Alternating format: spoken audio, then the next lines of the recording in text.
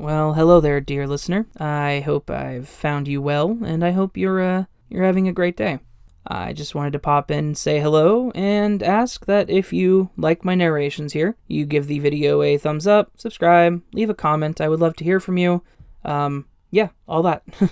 The normal YouTube stuff. Anyway, hopefully you guys are ready, because I believe these are some fantastic stories. So without further pause or delay, here are 7 more paranormal stories straight from Reddit. Enjoy! When I was about 6 years old, my mom bought her first house. I'll never forget that day, mainly because of the first thing I noticed whenever I walked in. On one of the living room walls, taking up the entirety of the wall, was a painting of Jesus. Even at my young age, I knew that the painting was supposed to represent something good, but looking at it gave me a creepy feeling. A couple days later, my mom and her boyfriend started painting the rooms. They even painted over the painting of Jesus, and I kept asking her if something bad would happen since they covered Jesus up. She reassured me that everything would be fine, and that it was just a painting. That's when the extremely scary stuff started happening to me, and I honestly think it had something to do with that painting. Some nights, I would wake up to the bedroom and bathroom doors slamming shut multiple times. I remember calling out to Dan, my mom's boyfriend, and he came into my bedroom. I asked him why the doors kept opening and shutting like that. He said it was because the windows were open, and the wind was causing it to happen. I knew the wind couldn't slam a door shut, then open it, and shut it again, though. Another night, I remember waking up and having to use the bathroom. As I got out of bed, I noticed what I thought was my mom standing in the doorway. I stopped dead in my tracks and just looked at her, but she didn't say anything to me. She just stood there in the doorway and stared at me. So I crawled back to bed, turned to my side, and was starting to wonder if it was really her. Our dog was in my bed that night, and he started growling. That's when I knew something wasn't right. I just shut my eyes tightly until I ended up falling asleep. One of the last and scariest events didn't happen until a few years later. I think I was around 11 or 12 at this time. One of my friends was staying the night and my mom was at the store. We were down in the basement because that's where the PlayStation was. Eventually, we heard the sound of heavy footsteps running down the steps and the laundry room door slammed shut. At first, we made a joke about it, saying my mom just really wanted to come home and do laundry, but once we realized it was too quiet, we decided to go check it out. It had been a few years since anything creepy had happened, so that didn't even cross my mind. We opened the laundry room door, but nobody was in there. I told my friend that my mom had to be home, so we started to walk upstairs. I'd say we were about more than halfway up the stairs when we both heard the sound of heavy footsteps again. This time it was behind us, running up the steps toward us. We both jetted up the rest of the stairs and I slammed the door shut behind us. Then we ran outside and waited until my mother got home. After she arrived, we checked back inside, but everything seemed normal. She tried telling me that I was just hearing things, but my friend kept telling her that he heard it too. She ended up selling the house about a year later, and nothing else happened in between that time. But even to this day, I don't think my mom believes me about anything that happened.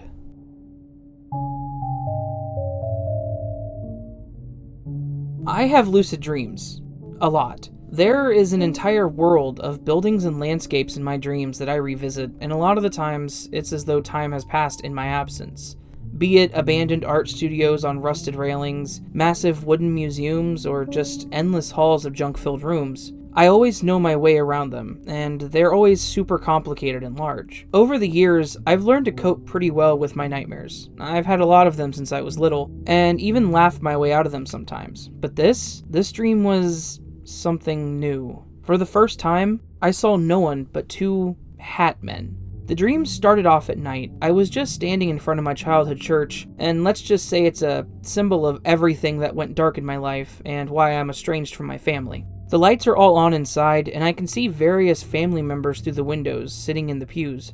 I turn away and look at the road, and I notice 2 cars with their headlights on, facing each other at the opposite ends of the road. I could hear the engines running. So I look back at the church. It's a small building, literally a double-wide trailer with a steeple in the middle of the field, and there are 2 tall, slim, black-cloaked figures with wide-brimmed hats, standing at opposite ends of the church near the windows. It's like they're watching my family inside. I look a little closer, and I'm creeped out, but at the same time fascinated. As I looked at them, I noticed their faces. The best I could describe them as, They looked like they resembled melted pantyhose with small eyes, but their mouths were really wide and turned down into a frown. Honestly, as I stared, it felt like they were observing me back. At that moment, I hear a bunch of squeaking. I look down, and there's at least 30 mice of various sizes at my feet. They're all climbing over each other and clearly terrified. It was like they were using me as shelter and protection, and if I took a step forward, they all moved with my feet. Suddenly, my pet rabbit from when I was little hopped over and jumped into my arms. He was shaking and clearly scared, but he was so warm and fuzzy against my chest. I buried my nose in his fur. He felt so real, and it felt like him,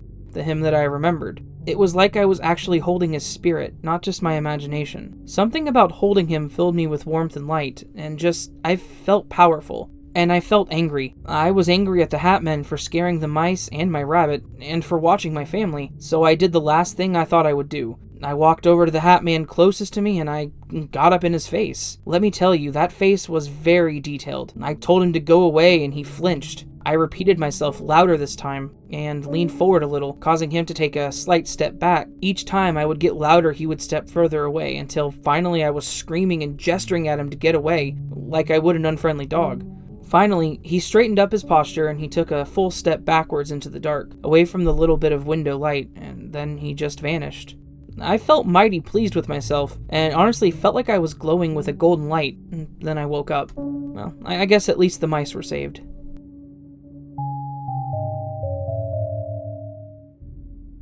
So, maybe 4 to 5 months ago, I came home from school and I was home alone. I went straight to my room to take a nap, but I couldn't bring myself to fall asleep, so I was just laying there and messing with my phone. As I was laying there, I heard my dad call out for me, and I replied with a, "What?" But he didn't answer back. I walked out of my room to check for him because I had just gotten home around half an hour before, and he typically got home a while after me, so I was thinking it was kind of strange for him to be home so early. Now, I always lock the door, and I went to the door to check to see if it was unlocked, but it wasn't.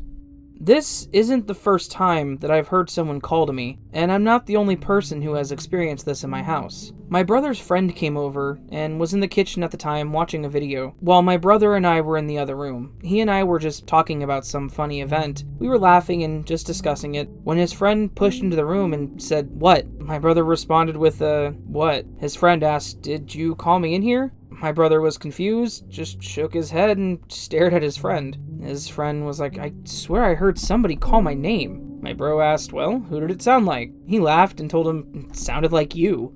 My brother and I just looked at each other confused. It was just me, my bro, and his friend at the time, so it couldn't have been anybody else. After that, he proceeded to tell us that it clearly sounded like he heard Jay, but extended like Jay. And then he heard his full name, which was Jonathan. And he responded with a, "Hold on, let me watch this real quick." And then he walked into the room where we were and asked if it was one of us.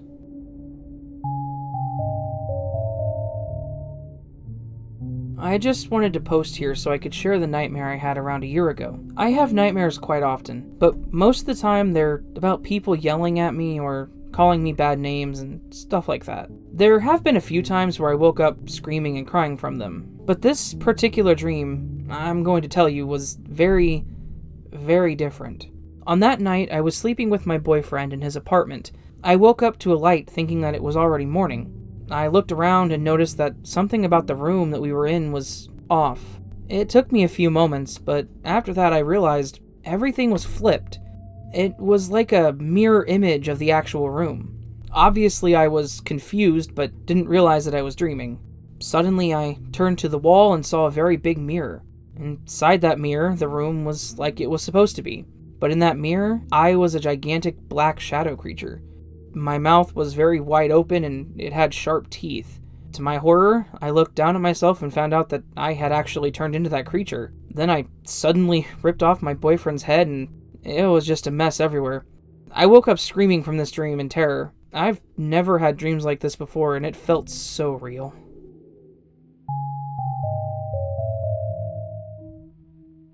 This happened to me back when I was about 15. I was sitting in the living room waiting for the TV to turn on so I could play on my PS4. You had to wait a few seconds, but it always seemed like it took forever to load up. When I was younger, I would always hate to look at my reflection, so I would just make stupid faces at myself. So while the TV was loading, I could see myself, and as usual, I made a stupid face, and then just stared back at myself normally.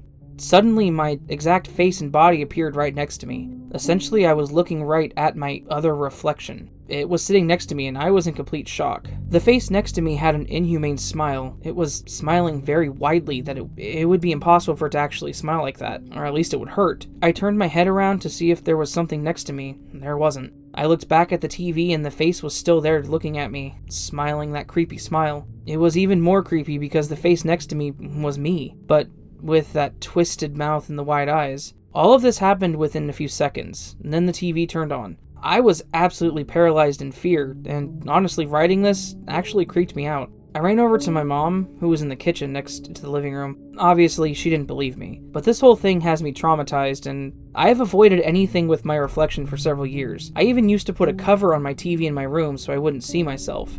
That was the first bad paranormal experience I've ever had, and I still can't rationally explain it.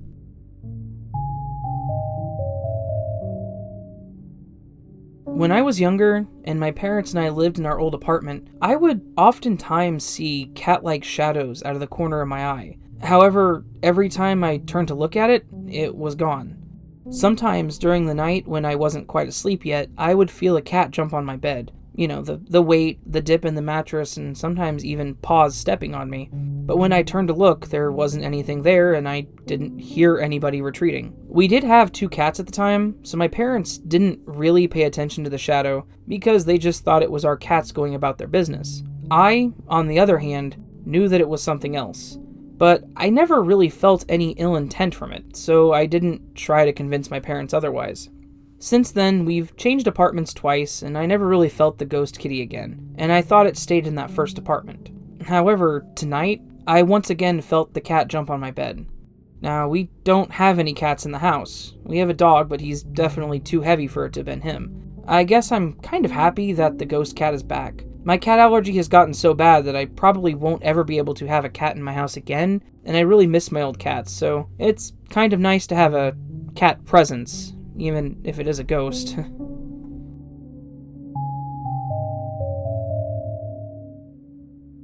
I'm curious if anyone has ever experienced something like this, or any weird situations with the number 3. About 4 years ago, I was at one of the lowest points I've ever been in my life, and I feel like this had a major part in bringing on that experience. This wasn't a long dream, but I'm still confused by it, and I've gotten many different opinions on it. I generally sleep on my side, and I had my back facing my nightstand.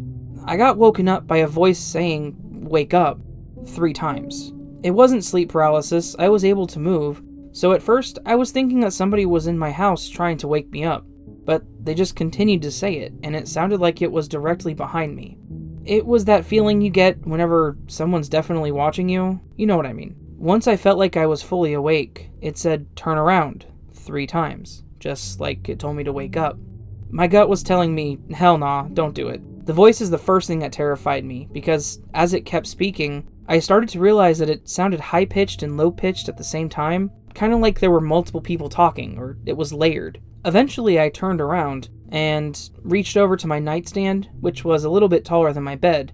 I turned on my light, and I saw this being in front of the nightstand, just floating there. Once my eyes adjusted, I realized that it was a head with 3 faces, each with a different expression. One was neutral, maybe kind of smirking. That was the one in the middle. I couldn't see the left side very well, nor the right. But this is the weird part. It wasn't just a few seconds. I remember it talking to me for God knows how long. I remembered its voice, but not what it was saying. I didn't have a good nor a bad feeling, but I engaged it. Then I just remember waking up the next morning. The scary part was that I craved to hear that voice again, and yet it terrified me. Here's another weird bit. A few months later, around my birthday in late October, I was walking around the town in my area that has some of the more interesting shops. There was this cool kind of crystal occult and otherly themed shop that these ladies ran. I walked in, and right away I noticed a statue on top of one of the cases. It was the exact thing that I saw in that dream. I'd never been there before, and I had never seen anything like it before that night. When I asked them if they knew about it, all 3, yes, there were 3 of the ladies working there couldn't tell me about it. That was the last time I ever encountered that thing.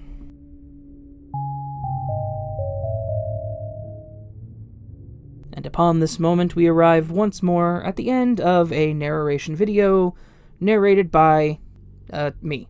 Anyway, I hope everyone enjoyed this narration video. If you did, please consider giving it a thumbs up, leaving me a comment so I can talk to you. I would love to. And maybe even subscribing to the channel, clicking the little bell thingy that goes on the part where you do the subscribing. Yeah. With that out of the way, I can say all of the sources for these stories is down in the video description as always, linked ready for you to click on them and read them as they were written on Reddit. Anyway, that's all I have to say here, so until next time, sleep well.